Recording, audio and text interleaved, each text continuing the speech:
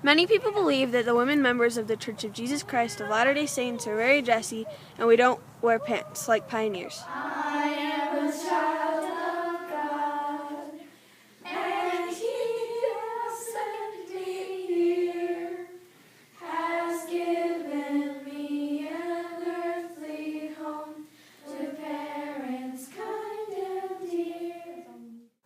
Actually, we're just like any other American girl. We like to play sports, we like to goof around, and we really like to goof around, and we really, really like to goof around.